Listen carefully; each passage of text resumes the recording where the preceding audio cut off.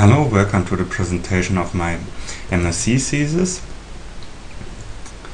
In this thesis I'm developing a botnet emulator. That is a framework that can be used to emulate different botnets. Apart from the framework itself, the output of the project are 3 experiments, one for the Game Over Zeus botnet, the Overbot botnet, and the botnet proposed by the researcher Ping-Wang. The framework is meant to help to study specific botnet and to function as a test environment for botnet research. You can use it to test field interventions. That is, if a new botnet shows up in the field and a researcher wants to develop an attack against these botnets, he can test his attacks in the emulator without revealing it to the criminal. It allows to obtain data that is difficult to lack in the field, for instance traffic dumps from all hosts.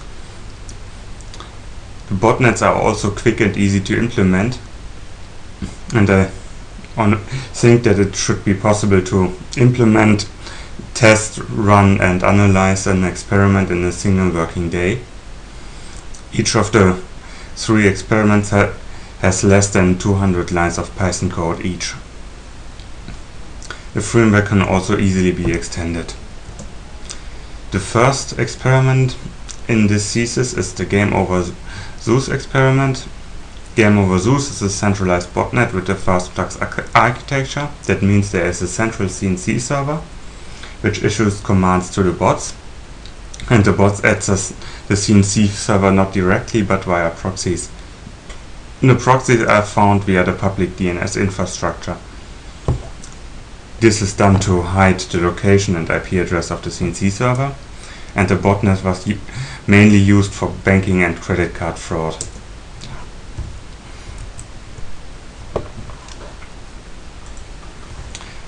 To start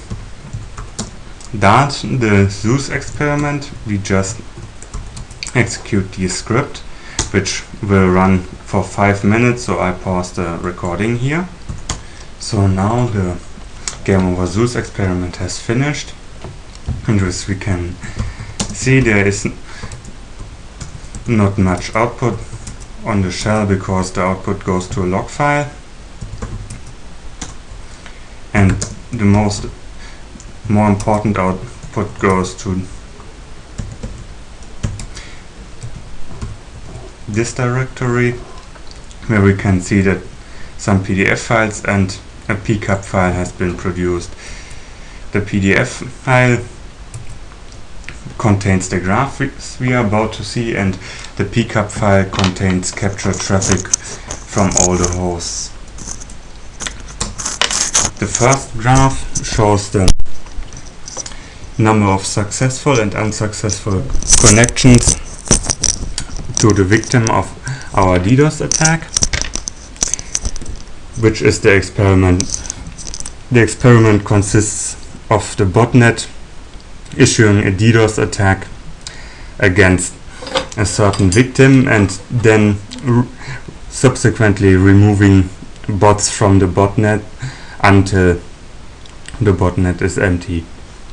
So we can see here that after 35 seconds the DDoS attack was started, and when we remove bots, the number of unsuccessful connections to the web page running on the victim declines, and in green we see the number of successful connections, because nearly all of the connections are issued by the DDoS attack. The number is actually quite small in comparison. The second graph shows how long it takes to load the web page from the web server on the victim, and as we can see, the loading time goes up when the DDoS attack is started, but it also stays up after the bots are removed, which indicates that the server is overwhelmed and still has lingering resources even after the DDoS attack declines in strength. third, this table was produced from the log file, and it shows the number of available bots, which it was 25 to start with, and then we subsequently removed bots. Now the point is that the number of available bots are the number of bots that are controlled by the CNC server and can connect to it. In this case it's always the number of bots in the botnet, but we will see that this isn't guaranteed and will change for the other experiments. It also shows the total bandwidth that is controlled by all the bots that are available and how long it takes to distribute commands to the bots. Yeah, so the next experiment is the overbot experiment. Overbot is a botnet that has no central CNC server, because that would be a single point of failure, but uses an existing file sharing network using the Kademlia protocol. For instance, you could embed the overbot botnet into BitTorrent, and what the Kademlia protocol does is it serves as a distributed key value stores. The keys are then used, and then encrypted sequence numbers are used at the key, so we have a different key for each command. Yeah, I will again start the Kademlia experiment and pause. Now the overbot experiment is finished after 17 minutes, and again the output files are at the usual place. Now first we can see that the number of unsuccessful connections, again in blue, decreases much more rapidly until at this point all the bots are removed from the botnet. Here we can see that once the experiment has started, the loading times go up, and then when bots are removed, they decrease. Yeah, second, here we can see that we have started with 25 bots, just as in the last experiments, but when we remove bots, sometimes there are additional bots that become unavailable, and also that it takes longer to distribute commands to the bots, because you have to do it via an existing file sharing network.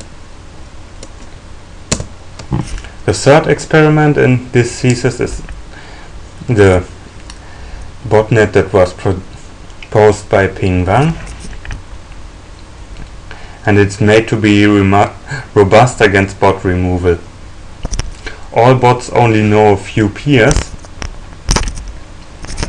so if one bot is captured and the peers are extracted, the attacker only knows a few other bots. There are servants and clients.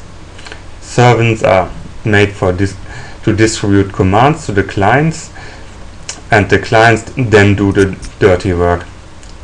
The difference is that the servants have a publicly visible IP address, and the clients don't need to. So again, I start the experiment.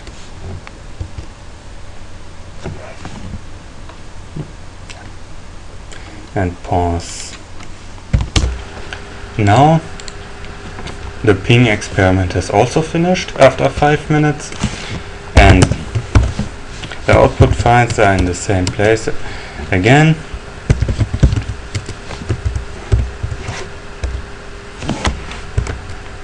And here we see that the botnet DDoS attack only had a very fleeting impact.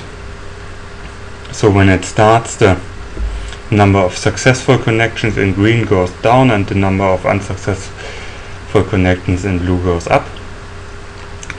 But as soon as some bots are removed, the situation goes back to normal. We can also see this here, where we only see a high loading time in this short period. Yeah, we can also see that the number of available bots goes down very steeply, although the botnet doesn't take very long to distribute commands. And this is the demonstration of my MSc thesis. Thank you for watching.